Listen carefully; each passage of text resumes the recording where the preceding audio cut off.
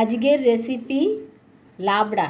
তার জন্য নিয়ে নিয়েছি কুমড়ো, একাটি পালং শাক, আলু, বেগুন, বটবটি, ঝিঙে, ফুলকপি, কাঁচা কলা, লাল আলু আর পটল। এখানে নিয়েছি কাঁচা লঙ্কা, আদা বাটা, লবণ, জিরে গুঁড়ো, ধনে গুঁড়ো, শুকনো লঙ্কা, হলুদ, পাঁচফোড়ন আর নিয়েছি সর্ষের তেল।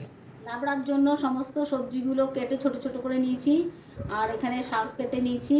এবারে কড়াইতে এগুলো দিয়ে করতে বড়ি দেবো।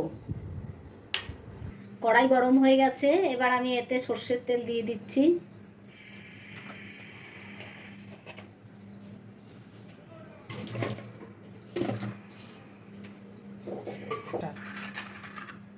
তেল গরম হয়ে গেছে, এবার আমি বড়িগুলো ভেজে নেব।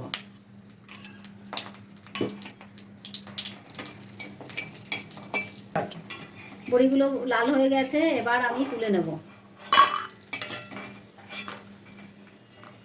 বড়ি ভাজার পরে যে তেলটা রয়েছে তার মধ্যে আমি দিয়ে দিলাম শুকনো লঙ্কা, এবার দিয়ে দিলাম এতে পাঁচফোড়ন। ফোড়ন লাল হয়ে এসছে, এবার আমি এতে দিয়ে দিচ্ছি পটল কেটে রাখা। এবার দিয়ে দিচ্ছি বেগুন। বেগুনটা একটু ভাজা ভাজা করে নিই।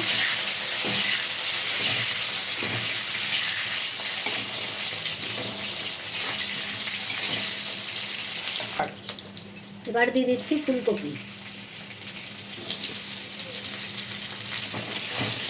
ফুলকপিটা দিয়েও একটু নেড়ে চেড়ে নিচ্ছি।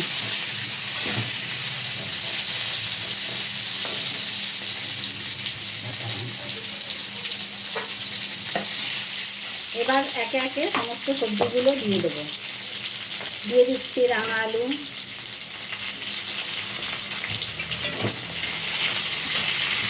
কুমড়ো,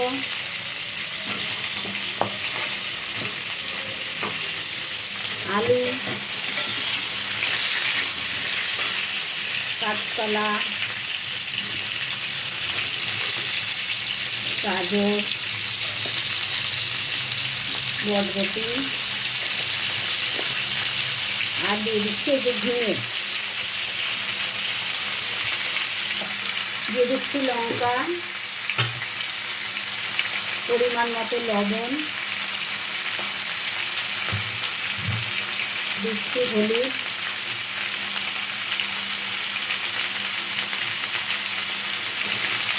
এবার অনেকটা নেড়ে মিশিয়ে নিচ্ছি।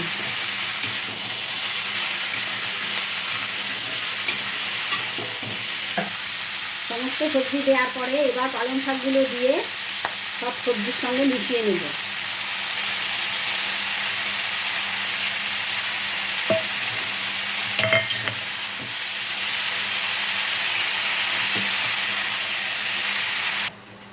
সমস্ত সবজিগুলো নেড়ে চেড়ে মিশিয়ে দিলাম। এবার ঢেকে দেবো 10 মিনিটের জন্য। হালকা আছে ঢেকে দেবো। 10 মিনিট বাদে ঢাকনাটা খুলছি। সবজিগুলো সব সিদ্ধ হয়ে গেছে।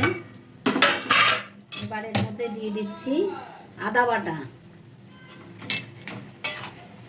আদা বাটা দিয়ে মিশিয়ে নিচ্ছি। এবার দেব বড়ি।